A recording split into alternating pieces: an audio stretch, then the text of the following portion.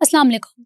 आज के programme the journalist cut में मैं हूं आपके साथ रईसा फ़ातिमा और मेरे साथ हैं सीनियर तज्ज़ियाकार सज्जाद अनवर साहिब। अस्सलाम वालेकुम। जी वालेकुम। रईसा कैसी हैं आप? मैं ठीक है। बिल्कुल ठीक हूँ। सबसे पहले तो हम अपनी ऑडियंस के लिए एक ब्रेकिंग न्यूज़ दे दें कि ईरान यूएस वॉर में जो इस वक्त लेटेस्ट डेवलपमेंट हुई है वो ये कि ईरानी वफ़द पाकिस्तान पहुँच रहा है और इसके साथ ही ये ख़बरें भी सरगर्म हैं कि अमेरिकन डेलीगेशन भी पाकिस्तान आने की पूरी तैयारी में है।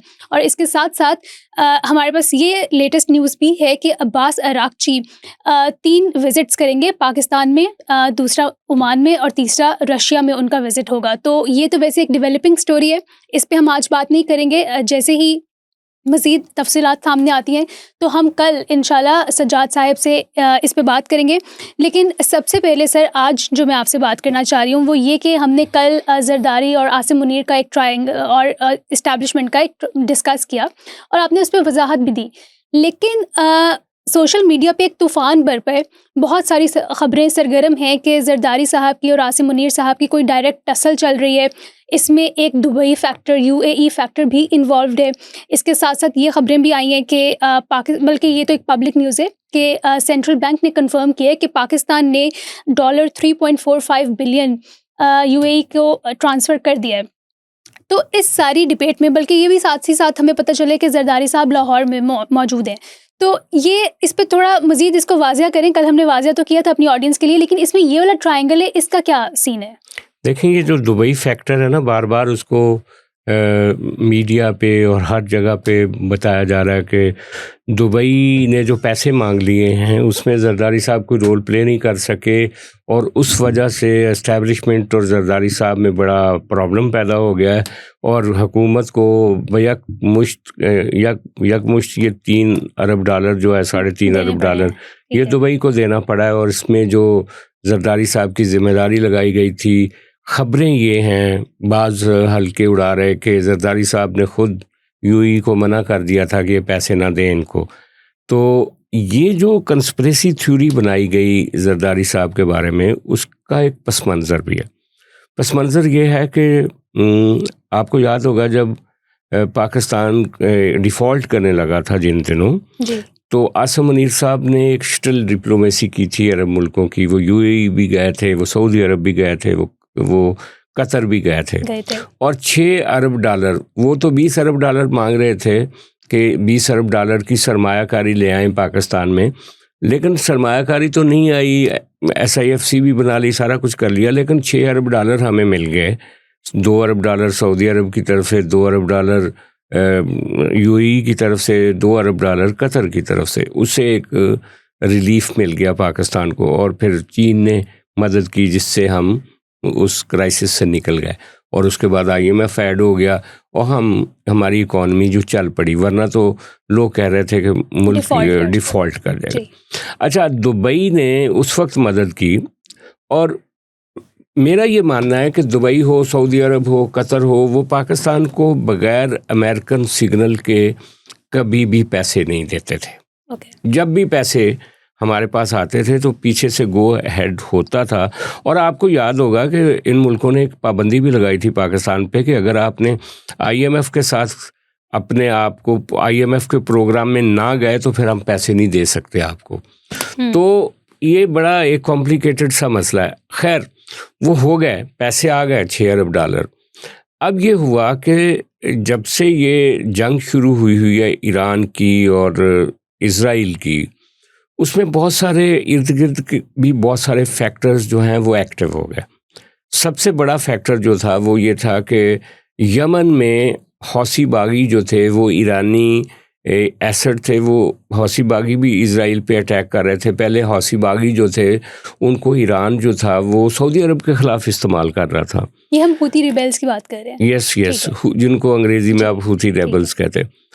वो वहाँ पे इज़राइल ने एक गेम की और वो ये किया कि उन बागियों को तकसीम करने के लिए वहाँ पे एक धड़ा जो था यूएई से कहा कि ये सऊदी अरब के तो मुखालिफ हैं, लेकिन आप इनके साथ ताल्लुकात बनाएं ताकि इनको डिवाइड करें, ताकि ईरान इनको यूज़ ना कर सके। ठीक है। जब यूएई ने जाके वहाँ पे एक बड़े ग्रुप, इन्फ्लुएंस ग्रुप को पैसे दिए तो सऊदी अरब ने कहा कि ये तो हमारे दुश्मन है, आप इनको क्यों पैसे दे रहे हैं।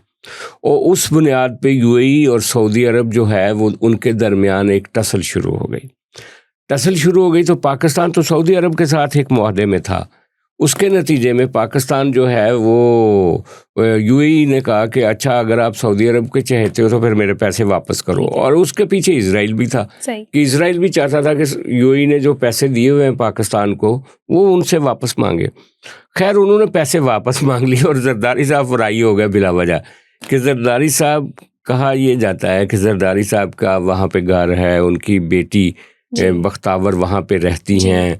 वो जब मोहतरमा बेनज़ीर भुट्टो का और जनरल मुशर्रफ के दरमियान गुफ्तगू हुई थी तो वो भी दुबई में हुई थी। दुबई एक तरह से पीपल्स पार्टी और मुशर्रफ के दरमियान ग्रांटर भी था, वन ऑफ दी ग्रांटर्स उनमें एक वो भी था, उनका सेकंड होम है और उनका एक जरदारी साहब का दूसरा घर है। वो लोग तासुर ये है कि चूँकि सऊदी अरब बुनियादी तौर पे मियाँ बरादरान का कुछ अरसे से उनका सेकंड घर है, मियाँ साहब वहाँ पे एग्जाइल में भी रहे, तो सऊदी अरब को आइडेंटिफाई किया जाता है मियाँ बरादरान के लिए और यूएई को आइडेंटिफाई किया जा रहा था जरदारी साहब के लिए। हालांकि अगर देखा जाए तो इसहाक डार साहब के एसेट्स भी काफ़ी ज़्यादा हैं, हमारे जर्नैलों के एसेट्स भी यूएई में बहुत ज़्यादा हैं। तो वो जरदारी साहब को अकेले इसमें डाल के एक प्रोपेगेंडा शुरू कर दिया गया और कहा गया कि आसिम मुनीर साहब इनको पसंद नहीं करते, अब इनसे सदारत भी ले ली जाएगी, इम्पीच किया जाएगा या इस्तीफ़ा लिया जाएगा, अगर ये बीमार हैं तो बीमारी की वजह से ये इस्तीफ़ा दे दें और ये वो। अच्छा, इसके पीछे इस सारे ये जो तूफ़ान उठा हुआ है इसके पीछे कुछ हकायक भी हैं, ठीक है, कुछ सच भी है। वो क्या है, एक कुछ लिंक्स थे जो मुस्लिम लीग नून के हामी थे, उनके अपने कुछ मुस्लिम लीग नून के जरदारी साहब से मसले हैं, वो भी ये खबरें चलवा रहे थे इनडायरेक्टली। कुछ इस्टेब्लिशमेंट के लोग भी ये खबरें चला रहे थे। तो इस्टेब्लिशमेंट के साथ भी और नून के साथ भी इस वक्त जरदारी साहब के कई चीज़ों पे इख्तलाफात हैं, ठीक है। तो उन इख्तलाफात, हालांकि उनकी नौयत और है उन इख्तलाफात की, लेकिन उन सबको जमा करके इस मरहले पे ले आए और ये तासुर दिया गया कि चूंकि यहाँ पे टॉक्स हो रही हैं इस्लामाबाद में, चूंकि यहाँ पे हाई प्रोफाइल जो एक एक्टिविटी हो रही है, विजिट्स हो रहे हैं और एक बंदा मिसिंग है जिसका नाम आसिफ जरदारी, अगर वो मिसिंग है तो इसकी वजह ये है कि वो उसको कह दिया गया कि आप दूर रहें इस सारी एक्टिविटी से। ये वो एक थ्योरी बनाई गई जिसके नतीजे में ये सारा तूफ़ान उठाया गया। हालांकि जो बेस में इसकी तय के अंदर जो इख्तलाफात हैं उनकी नौयत कुछ और है। मतलब जरदारी साहब पिछले 1.5 साल से 2 साल से इस्टेब्लिशमेंट के साथ, इस्टेब्लिशमेंट उनको समझा रही है, वो इस्टेब्लिशमेंट को समझा रहे हैं कि भाई इस्टेब्लिशमेंट चाहती है कि यहाँ पे नहरें निकाली जाएं चुलिस्तान में, इस्टेब्लिशमेंट चाहती है कि 18वीं तरमीम जो है उसको रिमूव किया जाए, इस्टेब्लिशमेंट चाहती है कि कराची को एटोनमस एक पोजीशन देकर तो एक बड़ा शहर बनाया जाए जो दुबई की तर्ज का हो, क्योंकि उनका ये ख्याल है कि दुबई के ऊपर जो अटैक्स हुए और जैसे कारोबार वहाँ पे ठप हुआ और जिस तरीके से अब खलीज में सऊदी अरब भी दुबई से फासले पे चला गया है और वो इज़राइल की गोद में चला गया है, तो दुबई डिस्प्यूटेड एक डेस्टिनेशन बन गया है, उसके ऊपर मिसाइल फायर हुए हैं, तो उसका अल्टरनेटिव कराची को बनाना चाहिए और बात भी ये दुरुस्त है।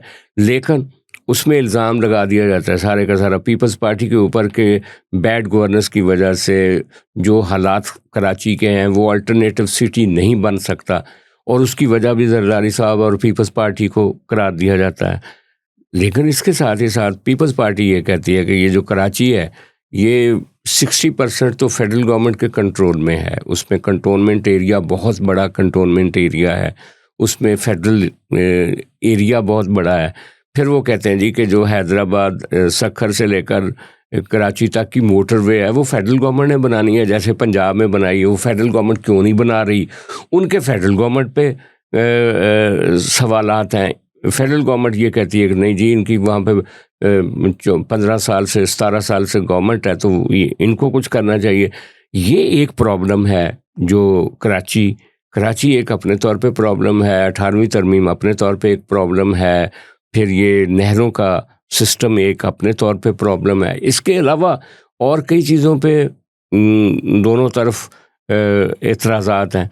तो कहा यह जा रहा है कि चूँकि ताल्लुकात की नौइयत बहुत अच्छी नहीं है, तो इस मौके पे ये जितना शोर मचा दिया गया है, उसके साथ वो सारी चीज़ें भी ऐड कर दी गई हैं। ठीक है, लेकिन सर आपने हक़ाइक़ की बात की कि इन ख़बरों के पीछे ऑब्वियसली हक़ाइक़ भी शामिल हैं। आपने बताया कि कराची के फॉर एग्ज़ाम्पल जो हालात हैं, ये इन शॉर्ट पूरे सिंध के जो हालात हैं, और आपने सक्खर से कराची तक की मोटरवे की बात की, जो कि फ़ेडरल कैपिटल के अंडर आती है कि उन्होंने बनानी है।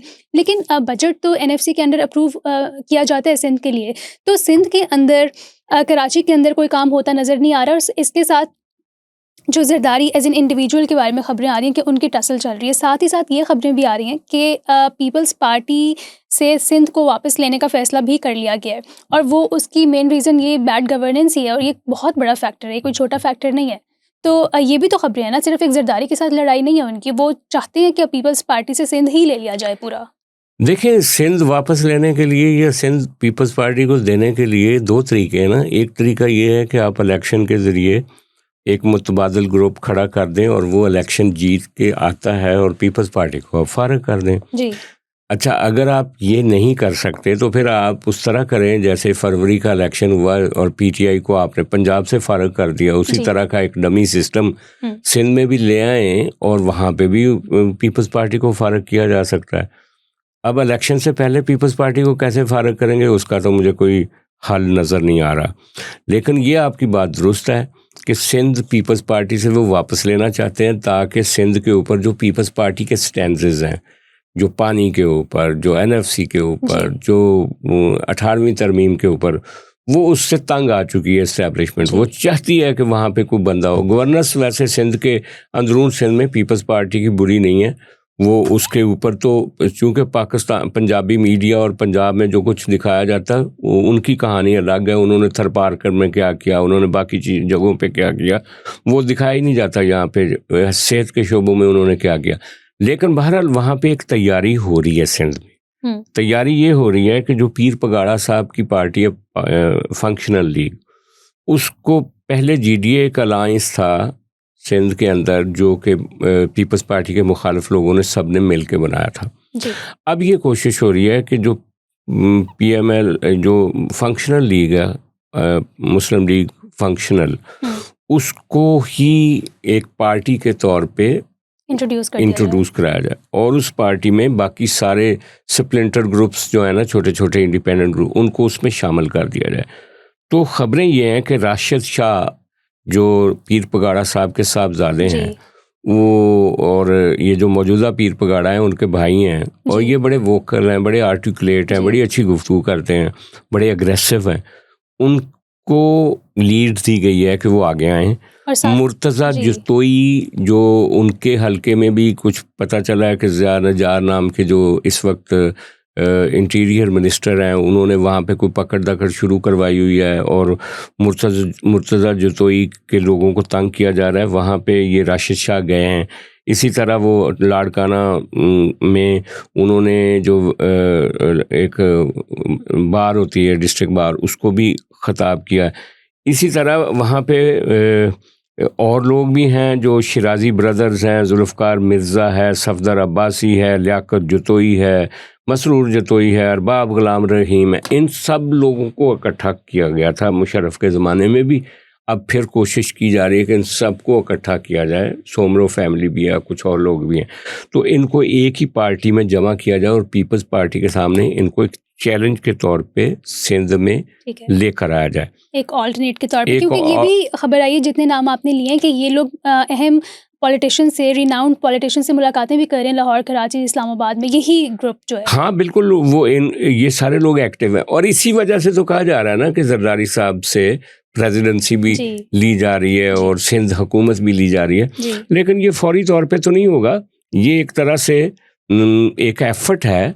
अब देखना ये है कि इलेक्शन तक क्या इनकी क्या सूरत होती है। ये कोई बहुत बड़ी पार्टी के तौर पे इमर्ज होते हैं, बहुत बड़े एहतजाज करते हैं सिंध में, अवाम को साथ लेकर आते हैं, या ये आम तौर पे ये सारे लोग वो हैं जिनको एक ज़माने में मियां नवाज शरीफ उस वक्त मियां साहब वज़ीर आज़म जब बने थे तो जाम सादक को वज़ीर आला सिंध बनाया गया था बीबी के ख़िलाफ़ और पीपल्स पार्टी के ख़िलाफ़। तो ये सारे ग्रुप उसमें भी शामिल थे। फिर जनरल मुशर्रफ ने इन सबको इकट्ठा करके तो एक अरबाब रहीम की गवर्नमेंट जब बनाई थी, फिर क़य्यूम जतोई की गवर्नमेंट बनाई गई थी, फिर थोड़े अरसे के लिए मुज़फ़्फ़र शाह की गवर्नमेंट बनी थी, वो भी इसमें शामिल थे। फिर इसी तरह ये मुख्तलिफ मौक़ों पे पीपल्स पार्टी के ख़िलाफ़ ये एक्टिव रहे। लेकिन इनका सबका प्रॉब्लम ये है कि ये भी वडेरे हैं सिंध के, ये भी ड्राइंग रूम पॉलिटिक्स करते हैं। अवामी पॉलिटिक्स बहुत कम की है इन लोगों ने। इनसे भी कोई उम्मीद नहीं होनी चाहिए। इनसे नहीं, उम्मीद तो सिंध के लोगों ने करनी है, करें या ना करें हम तो सजेस्ट नहीं कर सकते कि इनसे। अलबत्ता सिंध में जो मिडिल क्लास की एक उभार है वो नहीं हुआ। सिंध में अभी तक सियासत जो है वो दोनों तरफ, पीपल्स पार्टी में भी और दूसरी साइड पे भी, वो वडेरों के पास है, ज़िम्मेदारों के पास है। जी ठीक है। सर, पीपल्स पार्टी और पीएमएलएन की जहाँ पे हम बात कर रहे हैं, रीसेंट इलेक्शंस में शहबाज शरीफ को प्राइम मिनिस्टर बनाने में सबसे बड़ा हाथ आसिफ अली जरदारी साहब का ही था। लेकिन अब फिर से पीएमएलएन की, जैसे आपने भी बात की है प्रोग्राम के फर्स्ट सेगमेंट में, कि पीएमएलएन के कुछ मेजर लोग इस तरह के हैं जो कि पीपल्स पार्टी के या जरदारी साहब के एज एन इंडिविजुअल अगेंस्ट जा रहे हैं और वो नहीं चाहते कि जरदारी साहब प्रेजिडेंट रहें। तो ये जो पीपल्स पार्टी और पीएमएलएन का लव एंड हेट रिलेशनशिप है, इसके बारे में आप क्या कहेंगे? ये समझ नहीं आती कि कब इनकी लड़ाई हो जाती है, कब इनकी दोस्ती हो जाती है, किसका मफाद ज़्यादा है, किसका कम है? देखिए, ये तो दोनों पॉलिटिकल पार्टियां अपने अपने मफादात देखती हैं। लेकिन एक बात है कि पीपल्स पार्टी एक मिसअंडरस्टूड रियलिटी है। वो अपने आप को एक्सप्रेस कम करते हैं। उनका मीडिया में कोई लॉबी नहीं है। आप देखते होंगे कि आप मीडिया पे देखते होंगे कोई पीटीआई को रिप्रेजेंट कर रहा है, कोई पीएमएलएन को कर रहा है, कोई एंकर उसकी साइड ले रहा है, कोई शाज़ो नाज़र कोई बंदा नजर आएगा कोई पीपल्स पार्टी की बात कर रहा होगा। पीआर नहीं है, या उन्होंने उसके ऊपर गौर नहीं किया, या वो इसको अहमियत ही नहीं देते इस सारी चीज़ को। क्योंकि जरदारी साहब ने एक दफ़ा कहा था ना किसी बड़े अखबार के मालिक को कि हम मीडिया के सुर्खियों के ज़रिए नहीं आए, हम अवाम के ज़रिए आए हैं। और वो ये भी कहते हैं कि हम मीडिया की सुर्खियों में नहीं, तारीख़ में ज़िंदा रहना चाहते हैं। लेकिन उनको ये नहीं पता कि तारीख़ बना भी यही, नैरेटिव भी तो यही मीडिया ही बना रहा है ना।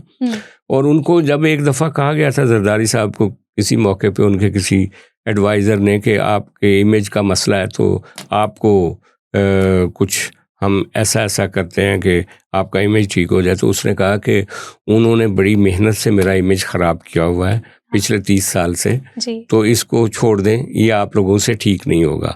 तो यही वजह है कि जरदारी साहब को एक ही जुमले में कहा जाता है कि वो तो फ़लाँ हैं, बेनज़ीर का मर्डर भी उन्होंने करवाया। और साथ ही हम ये कह देते हैं कि बेनज़ीर का मर्डर तो मुशर्रफ ने या एस्टेब्लिशमेंट ने कराया, कब कोई कह देता है कोई। तो बहरहाल जरदारी साहब और ये पीपल्स पार्टी हमेशा से एक मिसअंडरस्टूड एक उनकी प्रॉब्लम रही है, ये प्रॉब्लम है। और भुट्टो साहब के ज़माने में बहुत सारे सहाफ़ी भुट्टो साहब की हमायत करते थे। बेनज़ीर भुट्टो के साथ बहुत सारे लोग मौजूद थे, लेकिन वो जनरेशन चली गई। और फिर जो नून लीग पंजाब में इक़्तिदार में नहीं आ सकी, तो यहाँ पे भी पीपल्स पार्टी के जो हामी जर्नलिस्ट कम्युनिटी थी वो धीरे धीरे मुस्लिम लीग नून ने अपना ली, कुछ जमात इस्लामी के लोग मुस्लिम लीग नून ने अपना लिए। तो पीपल्स पार्टी के लिए पंजाब में तो बहुत बड़ा कोई सपोर्ट बेस है ही नहीं, मीडिया में एक काफ़ी बड़ा गैप है। और वो जो मैनिपुलेशन है ज़्यादा अच्छी जो प्रिंट मीडिया में, इलेक्ट्रॉनिक मीडिया में वो मुस्लिम लीग नून बहुत अच्छी कर लेती है, जबकि सोशल मीडिया पे लीड जो है वो पीटीआई के पास है। तो पीपल्स पार्टी किसी इस जगह पे फील्ड में नहीं। आप बात कर रही थी मुस्लिम लीग नून का और पीपल्स पार्टी का मामला, तो ये हमने देखा है कि 2008-9 से लेकर ऑनवर्ड मुस्लिम लीग नून ने बहुत सारे सिचुएशंस में पीपल्स पार्टी का साथ दिया और मुखालफत की।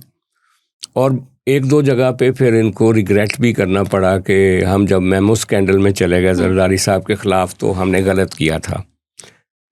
पब्लिकली इन्होंने उसके ऊपर रिग्रेट भी किया।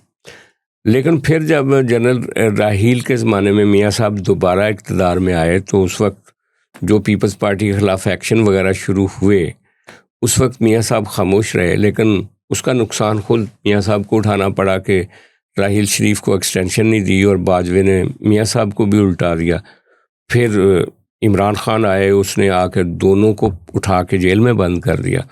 तो फिर जो दूसरी दफ़ा इमरान को अदम एतमाद के ज़रिए निकालना और मुस्लिम लीग नून का इक़्तिदार वापस आना, शहबाज शरीफ को पहले वज़ीर आज़म बनाना, फिर दोबारा, उसमें जरदारी साहब का बहुत बड़ा कंट्रीब्यूशन है। लेकिन मुस्लिम लीग नून जब जीत जाती, मुस्लिम लीग नून के बारे में ये मशहूर है कि ये या तो पाँव पड़ते हैं या गिरेबान से पकड़ते हैं। तो वो जब जीत जाती तो आज भी ये बातें हो रही हैं कि जरदारी साहब को देखें हमने आउट कर दिया, पीपल्स पार्टी नज़र नहीं आ रही टॉक्स में, या तो शहबाज शरीफ साहब हैं या फलाना है या फलाना। तो ये सारी कहने की बातें, जबकि अगर आप डेप्थ में एनालिसिस करें तो कहीं लीडरशिप के लेवल पे कोई ऐसी प्रॉब्लम नहीं है। ये नीचे जो मीडिया हैंडलिंग करने वाले लोग हैं वो ऐसी चीज़ें आमतौर पे हमें करते हुए दिखाई देते हैं, कॉन्स्पिरेसी थ्योरीज में। लेकिन एक चीज़ है जो कि बहुत सीरियसली इस वक्त PMLN और पीपल्स पार्टी के दरमियान एक इशू बना हुआ है। आज़ाद कश्मीर का इलेक्शन आने वाला है, ठीक है, और इसी तरह गिलगित बल्तिस्तान का इलेक्शन भी आने वाला है। इन दोनों इलेक्शंस में एस्टैब्लिशमेंट का बहुत बड़ा हाथ होता है।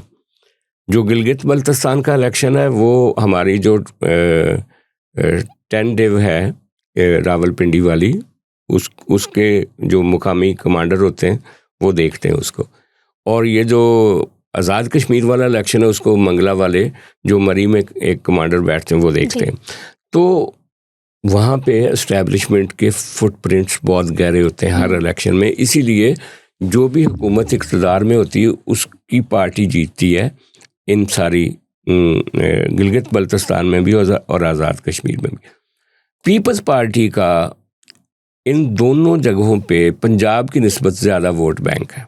पीपल्स पार्टी का आज़ाद कश्मीर में भी इस वक्त जो सिटिंग प्राइम मिनिस्टर है वो पीपल्स पार्टी का ही है, और इसी तरह वहाँ पे भी GB में भी, गिलगित बल्तिस्तान में भी ऐसा ही है।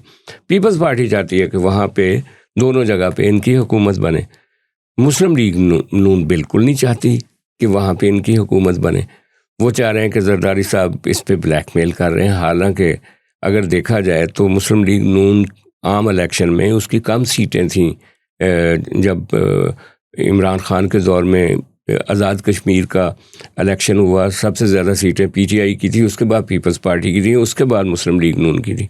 इसी तरह गिलगित बल्तिस्तान में भी इमरान खान के टिनोर में जो इलेक्शन हुआ उसमें सबसे ज़्यादा सीटें PTI की थी, उसके बाद पीपल्स पार्टी की थी, उसके बाद मुस्लिम लीग नून की। तो पीपल्स पार्टी समझती है कि we are senior to PMLN there ना, तो हम एस्टैब्लिशमेंट को चाहिए या सिस्टम को चाहिए कि वहाँ पे मुस्लिम लीग नून की बजाय पीपल्स पार्टी को चुना जाए। मुस्लिम लीग नहीं चाहती। ये भी एक बहुत बड़ा फैक्टर है जिसकी वजह से दोनों पार्टियों में इख्तलाफात हैं। दोनों के निचली सतह पे जो लीडर हैं एक दूसरे के लेग पुलिंग करते नज़र आते हैं, मीडिया में भी और बाहर भी, और ये होता रहेगा। सर, प्रोग्राम को एंड करने से पहले मैं आपसे जाते जाते एक आखिरी छोटा सा सवाल पूछूंगी, वो ये कि अभी हम PR की बात कर रहे थे, देखने वालों के जहन में ये सवाल आ सकता है कि आपने कहा कि People's Party is not big on doing the PR on social media और एड्स के थ्रू, लेकिन PMLN बहुत करती है। तो लोग कहते हैं कि तनकीद करने वाले कहते हैं कि PMLN के पास दिखाने के लिए बहुत कुछ है, वो जितना काम पंजाब में कर रहे हैं उनके पास बहुत कुछ है। तो अगर कराची में या सिंध में इतना कुछ है जो कि पीपल्स पार्टी कर रही है, तो फिर वो भी दिखाए, वो क्यों पीछे रहती है उस चीज़ में? तो लोग तो ये बहुत तनकीद करते हैं कि उनके पास कुछ है ही नहीं दिखाने के लिए। असल में मामला कंसिस्टेंसी का है। पिछले दिनों कुछ महीने पहले बिलावल भुट्टो ने प्रेसिडेंसी में सिंध की गवर्नमेंट की कारकर्दगी की प्रेजेंटेशन दी थी जी, और उसके बाद हमने देखा कि इस्लामाबाद के बहुत सारे एंकर जो थे उस प्रेजेंटेशन के बाद उन्होंने प्रोग्राम्स किए और बताया कि हाँ सिंध में तो ये भी हो रहा है, सिंध में तो वो भी हो रहा है, सिंध में तो वो भी हो रहा है। इसी तरह सिंध गवर्नमेंट जो है वो ऐड भी देती है। ये बात नहीं है कि सिर्फ पंजाब की गवर्नमेंट ऐड देती है, सिंध गवर्नमेंट भी ऐड देती है। वो कहते नहीं है सबसे खिदमत में सबसे आगे सिंध, लेकिन मामला होता है कंसिस्टेंसी का। ठीक है, कंसिस्टेंसी सिंध गवर्नमेंट की मीडिया मैनेजमेंट में बिल्कुल फारग है।